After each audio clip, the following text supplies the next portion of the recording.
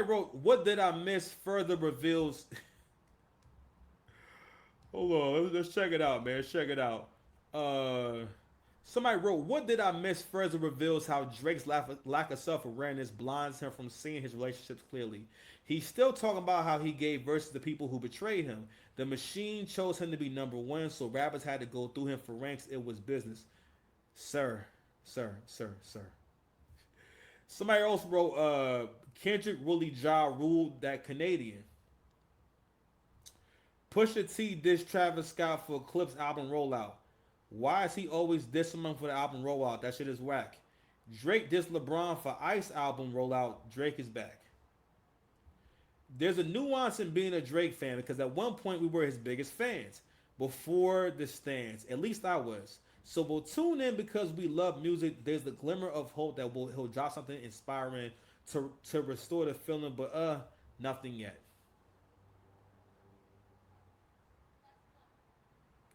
Pusha T and Travis Scott going back and forth with their new albums roll out, and Drake dropped one song and made everyone forget about them. Now let's go ahead. Okay. Also, selective logic. Matter of fact, but before we get to no, but let's touch. Matter of fact, we'll start here. How you calling niggas pussy when you're the one suing over a song because your feelings got hurt? You cried to the police, man. Get this nigga out of here. Um, So this is based off of I think it's based off also him having an altercation in Toronto last night when he was doing pretty much he was driving. He was doing kind of like a press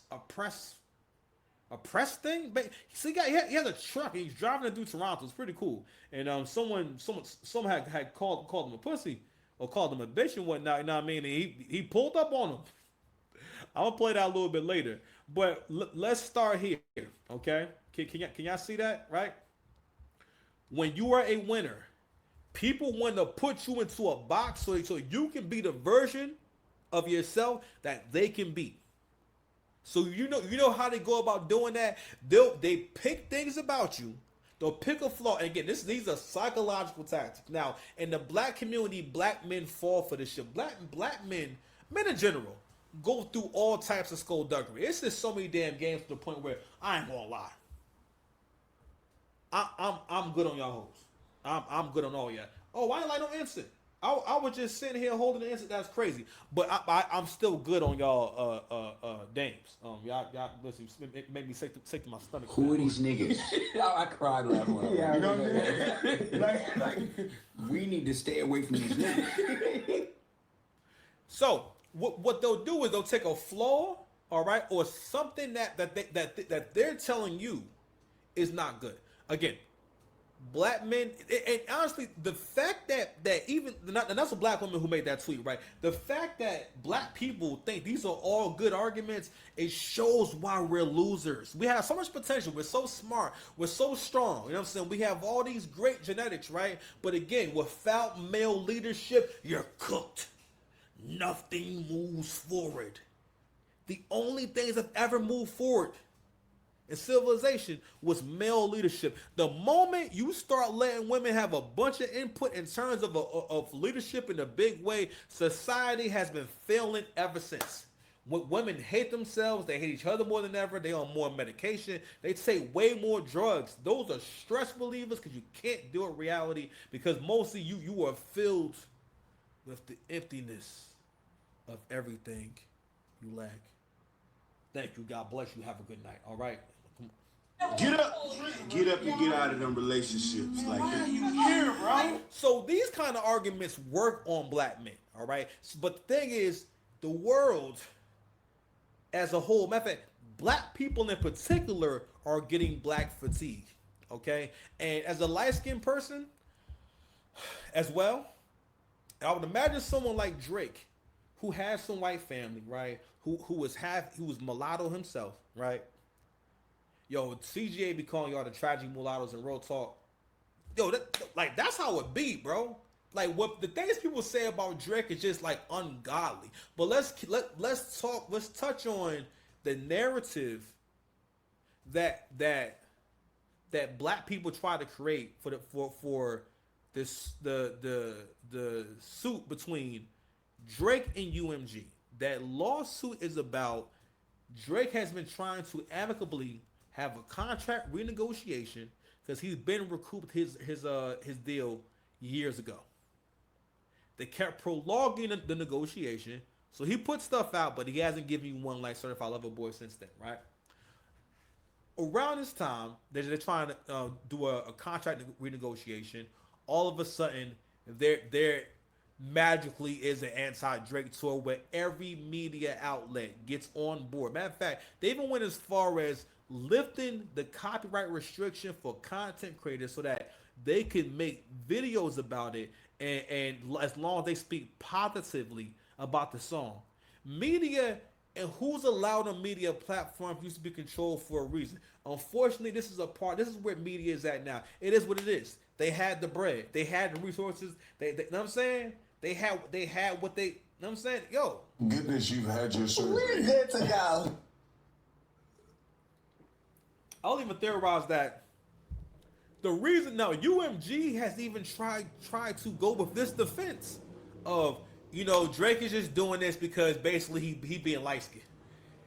And you know, one of the reasons why is because UMG also understands the court of public opinion. So if they have a trial, right, and they've already managed to influence the court of public opinion, this goes along with the narrative.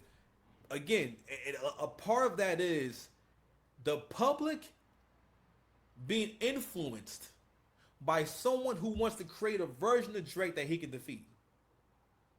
So, matter of fact, it's actually a video I came across right before I started this, right? I want to start there too. But, make sure I pause it. I truly think this is the weirdest song. I'm gonna pause that joint real quick. Yes, yeah. So your enemy cannot defeat you as you are. So, for example, right? Kendrick, he basically represents. He's like an avatar. He just kind of represents a certain. I can't even say what it is, but I would look at it as Rakim and Big Daddy Kane. Then with Biggie and Tupac, then Nas and Jay. Now we have Drake, J. Cole, and Kendrick. Now somehow went to three instead of two. In terms of two individuals that kind of are like somewhat polar opposite. Like one is a little more so-called surface. He's more sex, money, murder. The other one is more, you know, like Confucius. You know, like they have wise old man raps. Like they basically what they call conscious. One was more conscious. So that's how people kind of see these two archetypes, right? But he's more of an archetype. And even with Nas, right?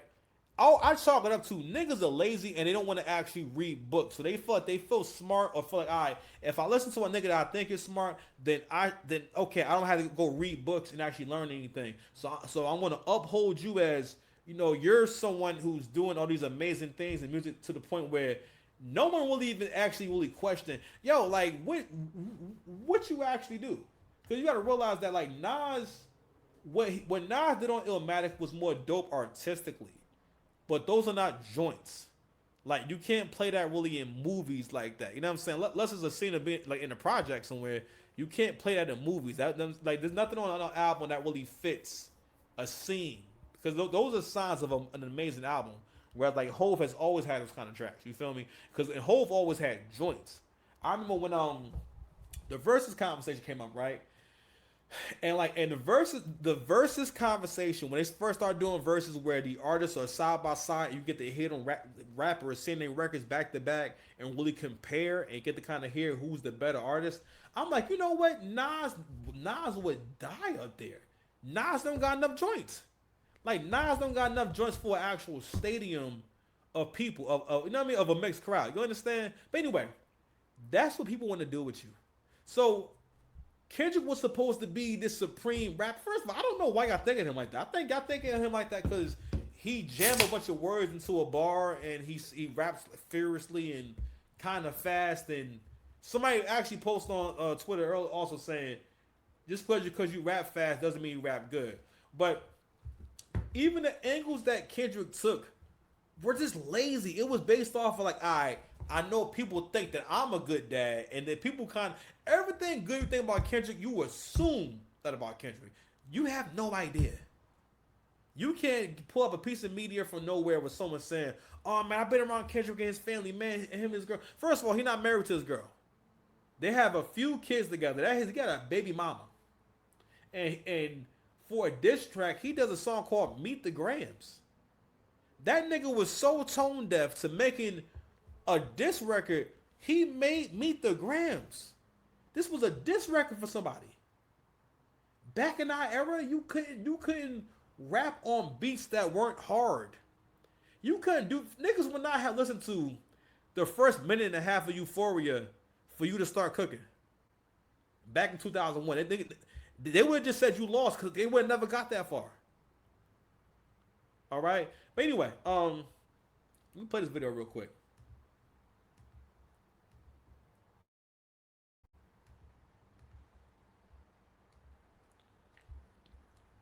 I truly think this is the weirdest song. How was it done? It's like 6 or 7. I don't care how much beef I got with a dude. I'm not starting a song with Dear Adonis, the dude's son's name. That's weird. Word. That's weird. Dear Adonis, you talk to a 7-year-old kid. You in a rap battle where you call a grown man a untakeable back word. You are saying his son actual government name in the song. If y'all don't think that's weird, bruh. It's weird. It's weird.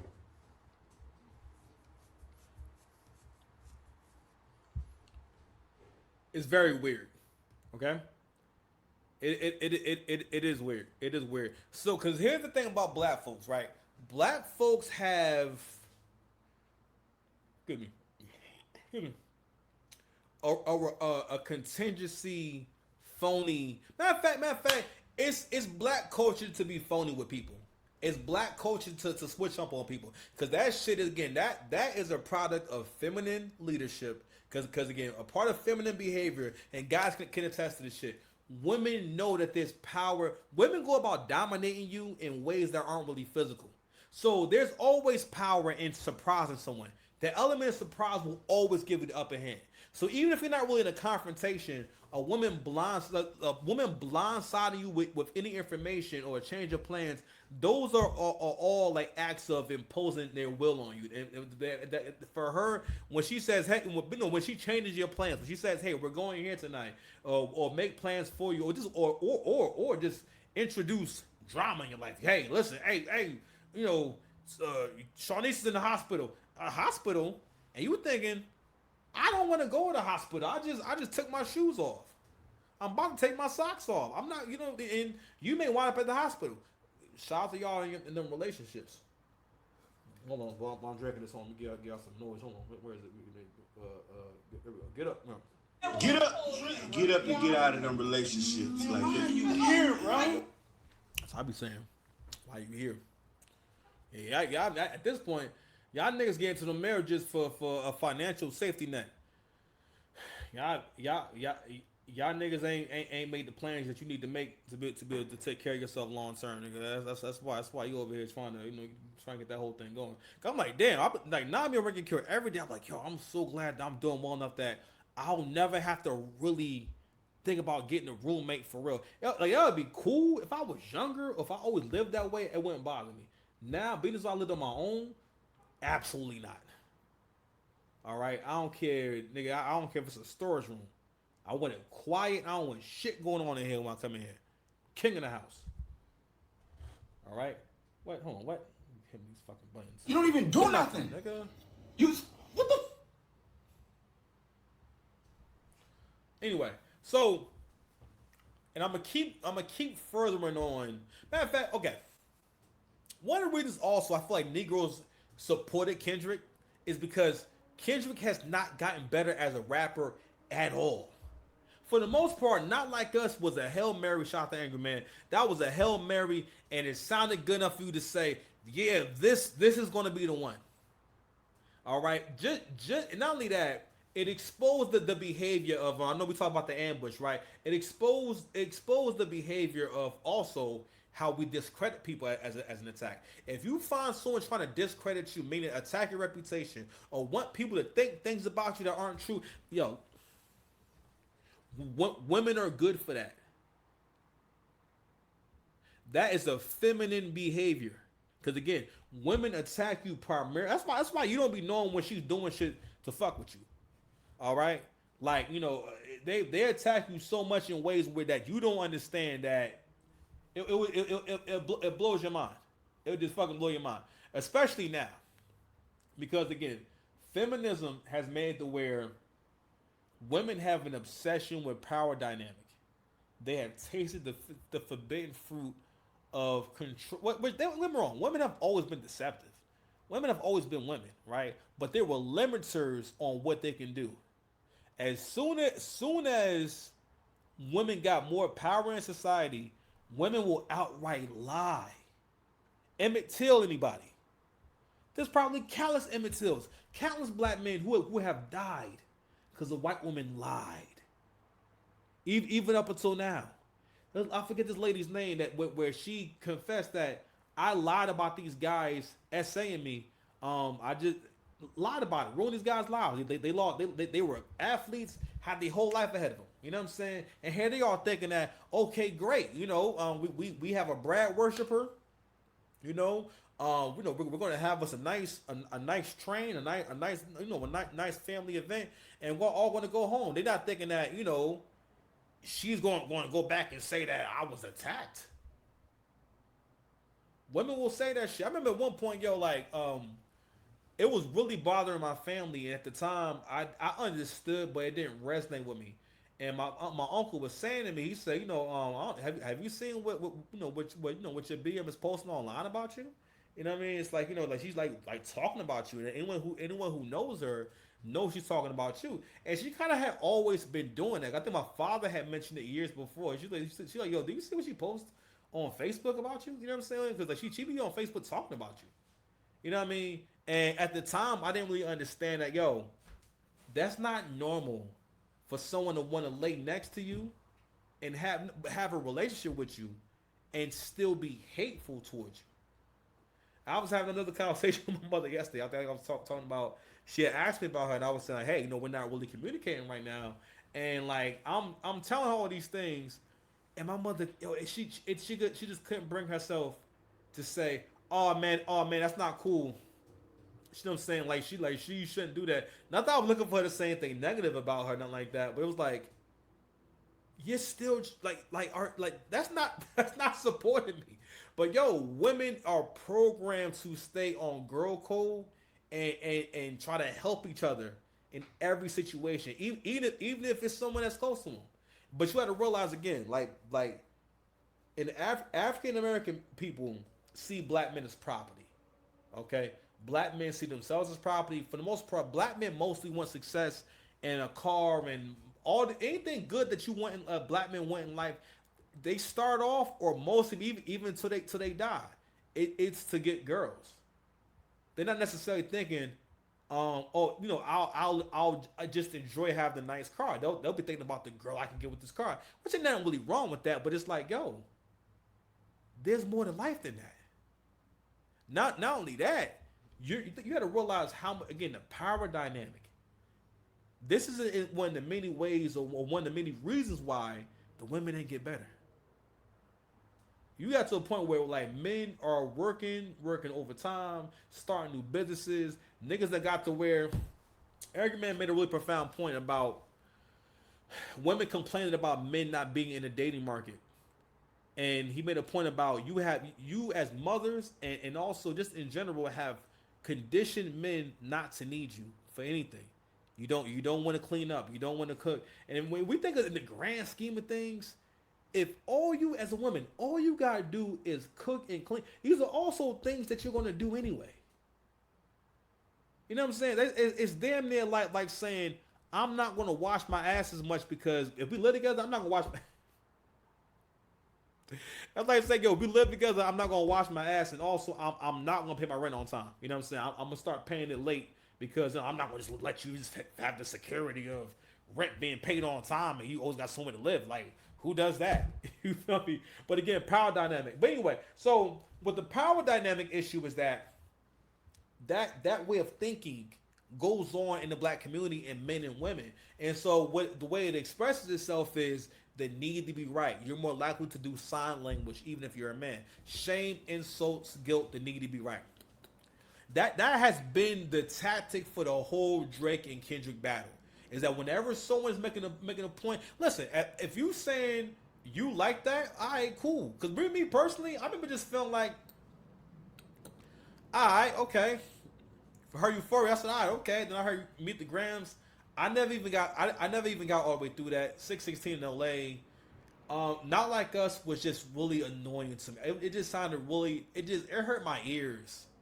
It made me uncomfortable. It sounded annoying. But I remember thinking, this is like desperate and corny. And I remember I listening to the voice like, why is he rapping in his voice? Like what is this? What is his voice he doing? You know what I'm saying? And like I remember because I was open to, well, you know, it's going to be a clash. And I ain't gonna front. When I heard the push-ups track, that's when I say, you know what, Drake can definitely beat Kendrick in a battle.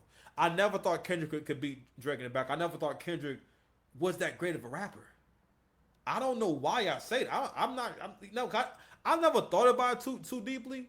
But like I'm like, you know what? This battle really proves you're not a better artist at all. Cause I'm like hearing you trying to experiment and trying to be sexy and trying to be cool. Cause like yo, Luther is his version of light skin music. That's his version of trying to do a Drake record.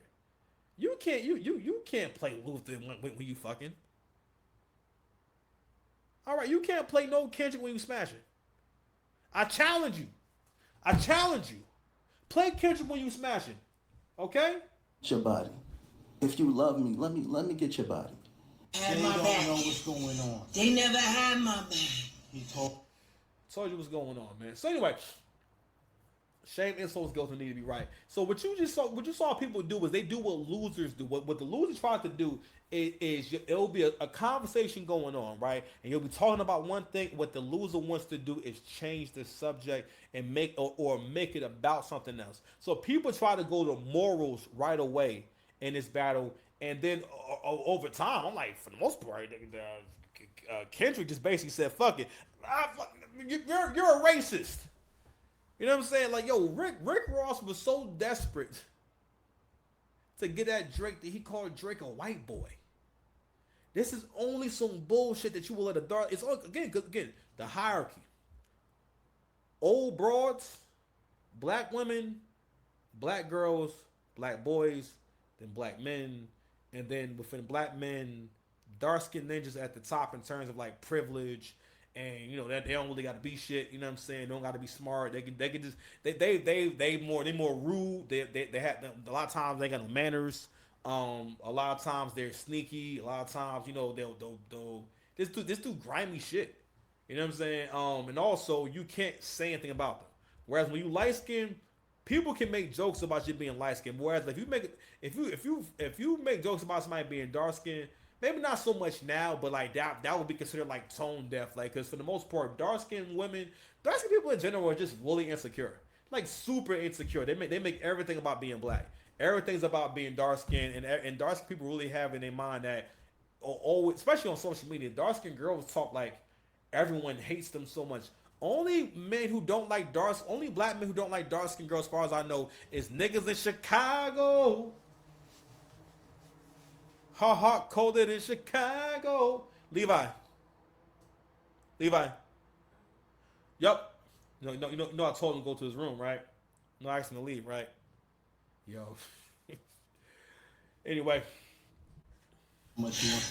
They never had my back. He never had my back.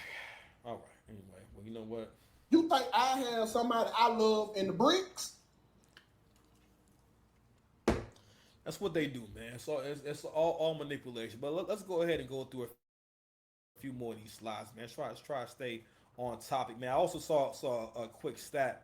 I want to mention this too, because again, the reason why we keep breaking this thing down with Drake and Kendrick is because I want y'all to really understand that once you get to a certain level, You're gonna stop getting support, and people will find ways to discredit you. And we have to stick to numbers and stats, because long as you got motion, numbers and stats matter. Like I was thinking the other day, I'm like, you know what?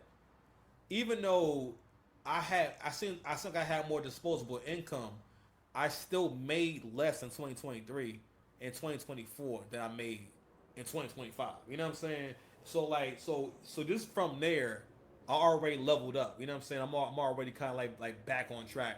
So I'm already now getting the mark now. The economy has changed dramatically since 4 years ago, but I'm still back to the income range that in terms of what I was making before. You feel me? Um, Now I need about $3,000 more a month. Really five. Like at five, that's when you know your boy gonna start feeling like himself again. You know what I'm saying? I got a lot of purchases I gotta make. You know what I mean? So please subscribe to the channel. You feel me? So all right, Rumble. My bad, y'all. So I want to share this stat real quick, and it was a good point. It says Drake's "Over My Dead Body" received a new all-time high of 239,000 streams on Spotify yesterday. In July 2024, the song was only getting 60,000 streams a day. The fact that an album that he released in 2011 is getting streams now was crazy, bro. All right, and I think someone else had made a really good point about how much Drake's catalog is worth, bro. His catalog is worth a lot. People mostly play this man's music online every day. If someone is playing rap music, yo, they're playing Drake, bro. That's what that means. All right, this nigga's getting stats like this all the time, and he had a bar on the Fighting Irish freestyle where he said, y'all never cheer for me when I run up the numbers. Meaning that when he hits a new accolade, when he accomplishes something, you know what I'm saying, that's significant in music, there's no celebration. Whereas for Kendrick, for the most part, it's like everyone has come out to support Kendrick. They will again the support you saw for Kendrick was like the support you would see for a new nigga, not for someone that you think is a way greater rapper than Drake. But again, these are all things people do to make you into a version of yourself that's easier for them to defeat. If you watch Baki and you've seen Kyle Dorian when he did the hypnosis, that when he would hypnotize the person, they will be fighting a version of him in their mind that they can actually defeat. And then sooner or later, lights go out. You know what I mean? Lights go out. Uh, let's go from here.